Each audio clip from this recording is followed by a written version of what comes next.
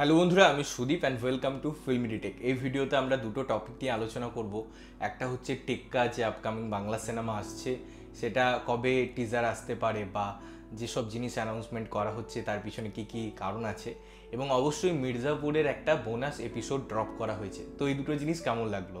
তো প্রথমে আসি, এই যে মির্জাপুর তার সিজন 3-র একটা বোনাস এপিসোড, যেখানে আমরা একটা প্রিয় ক্যারেক্টার বলা যেতে পারে অনেকের, তো সেই ক্যারেক্টারটা মিসিং ছিল এবং মির্জাপুর নিয়ে বহু চর্চা হয়েছে।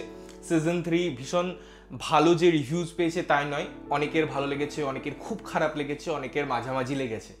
এবারে সেই দিকটা খেয়াল রেখে তাদের টিম যে একটা সাকসেস ছিল সেটাকে বজায় করার জন্য একটা বোনাস এপিসোড, এবং এই বোনাস এপিসোডে যখন আমরা সেই ক্যারেক্টারকে দেখেছিলাম, ভেবেছিলাম তার একটা ইম্পর্টেন্ট রোল প্লে থাকবে, সে হয়তো ফিরে আসছে বা তার একটা অন্যভাবে ফিরে আসা দেখানো হতে পারে। বাট বেসিক্যালি এই এপিসোডটা 25 মিনিটের কিছু বেশি এবং পুরোটাই ওয়েস্ট অফ টাইম, এবং ভীষণ বিরক্তি লেগেছে আমার প্রথমত এটা দেখে। কারণ এই এপিসোডে বেসিক্যালি যেটা দেখানো হয়েছে একটু চ্যাংরামি, এবং তারপর কিছু ডিলিটেড সিন যেগুলো সিজন 3-তে দেখানো হয়নি, বিভিন্ন এপিসোড থেকে কিছু কিছু ডিলিটেড সিনকে আনা হয়েছে একত্রে, এবং তার সিনগুলোর বেসিসে আমাদের সেই ক্যারেক্টারের কি ওপিনিয়ন, এবং সে ফিরে আসবে এরকম মাঝে মাঝে, অর্থাৎ আরও এরকম ডিলিটেড সিন হয়তো তারা দেখাবে। তো এই পলিসিটাই আমার কাছে প্রথমত মাথায় এলো না, যে কেন তারা যদি সিনগুলো ডিলিট করেই দিয়েছে তাহলে সেগুলো আবার দেখানোর কি আছে প্রথমত, আর যদি দেখাচ্ছেও তাহলে পরে তারা ডিলিটেড সিন বলেই দেখাতে পারতো। এরকম একটা ক্যারেক্টারকে ফিরিয়ে এনে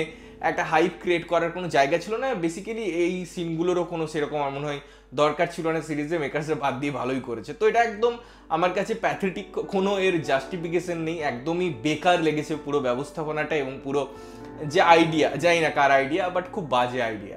এবারে আসি টেক্কার কথায়। দেখুন, টেক্কা হচ্ছে সৃজিত মুখার্জির একদম শেষ একটা দাও। আমি এই কথাটা বারবার বলেছি যে সৃজিত মুখার্জি আর তার যে ক্রাফট, যেটা নিয়ে তিনি যখন বাংলা ইন্ডাস্ট্রিতে এসেছিলেন, ভালো ভালো সিনেমার কথা আমরা বলি, সেই জিনিসটা অনেকদিন লোপ পেয়েছে। তার ওই অডিয়েন্স ক্যাটার করা, নিজে সব কিছু জানি এটা প্রমোট করা, এবং এইসব করে মানুষকে বছরের পর বছর তিনি খাজা কাজ প্রোভাইড করছেন। কিছু জিনিস ইনক্যাশমেন্ট, এবং এই যে ফেলুদা বা কখনো উত্তম কুমার বা কখনো এই যে মৃণাল সেন, সত্যজিৎ রায়, মানে বা কাকাবাবু, মানে প্রত্যেকটা ডিজাস্টার কাজ আপনি দেখবেন। এই কাকাবাবু যে লাস্ট কাজটা এসেছিল, সেটা তো আমরা বলেছিলাম যে বড় পর্দার ট্রাভেল ব্লগ, এতটাই খাজা তার এই প্রেজেন্টেশন ছিল। তো মিলিয়ে সৃজিত মুখার্জি আর পারছেন না, এবং এরকম জায়গায় তিনি বিভিন্ন ভাঁওতা দিচ্ছেন, মানে ভাঁওতা ইন দ্য সেন্স এই যে পদাতি ক্লাস সিনেমা, এরকম যে সিচুয়েশন কলকাতায়, সেখানে তিনি এই সিচুয়েশনটাকে ইনক্যাশমেন্ট করেছেন। তিনি জানতেন যে সিনেমাটা চলবে না, কিন্তু যাতে একটু ইমোশনাল একটা টাচ পাওয়া যায়, যাতে একটু মানুষের সমবেদনা পাওয়া যায়, তিনি ঘটনাটার সাথে সিনেমাটাকে যোগ করে দিলেন যে এই সিচুয়েশনে বাংলা সিনেমা না দেখলেও চলবে, মানুষ কোনো সিনেমাই কনজিউম করবে না। অথচ এই বাংলা থেকেই স্ত্রী টুর মতো সিনেমা কোটি কোটি টাকার বিজনেস করে নিয়ে গেছে। যাই হোক, এটা নিয়ে আমি সেপারেট ভিডিও বানিয়েছি, তাই আর বিশেষ ডিসকাশনে গেলাম না।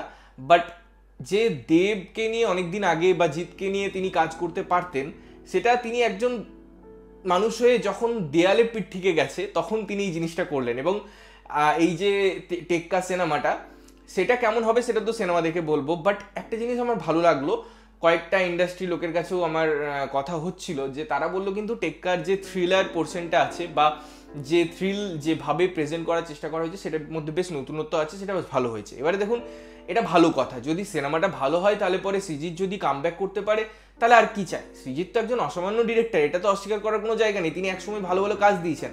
মানুষের একটা ওই ব্লকেজ টাইম যায়, সেটা হয়তো কিছু জনের জন্য 1 বছর, কিছু জনের জন্য 5 বছর, কিছু জনের জন্য 10 বছর হতেই পারে। আমি সেটা নিয়ে কখনো একটা ডিরেক্টরকে এটা বলে দিচ্ছি না যে না আর কখনোই কামব্যাক হতে পারে না। অবশ্যই সৃজিতের মধ্যে সেই পোটেন্সিয়ালটা আছে, এবং সেটা যদি টেক্কা দিয়ে শুরু হয় বা এই যে সিরিজটা তিনি করলেন সেটা বেশ ভালো ছিল, যেটা ভালো সেটা ভালো বলেইছি। এবং পদাতিকেরও অনেক জিনিস নো ডাউট খুব সুন্দর অ্যাটেম্প ছিল বলেই আমি মনে করি।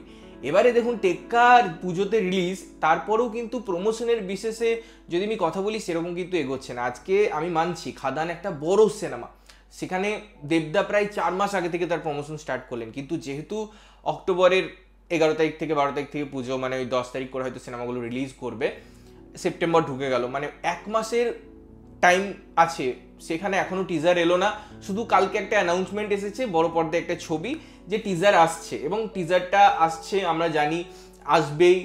এবং দেবের সবসময় সিনেমার, তার যে কোনো সিনেমা হোক না কেন, একটা প্রমোশনাল স্ট্র্যাটেজি থাকে এবং সুন্দরভাবে তিনি সেই জিনিসটাকে প্রমোট করে নিয়ে যান, এবং এটা আমরা বছরের পর বছর দেখে এসেছি।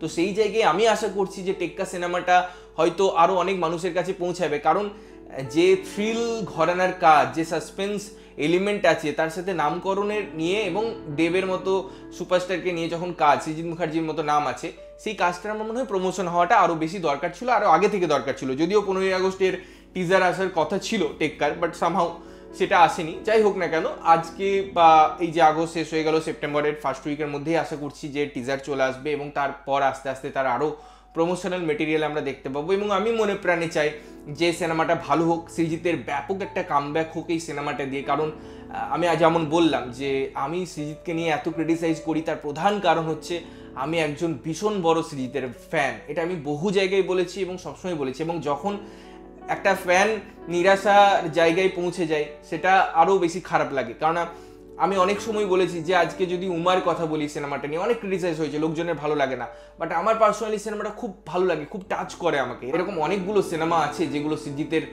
খুব ভালো সিনেমা, খুব ভালো কাজ।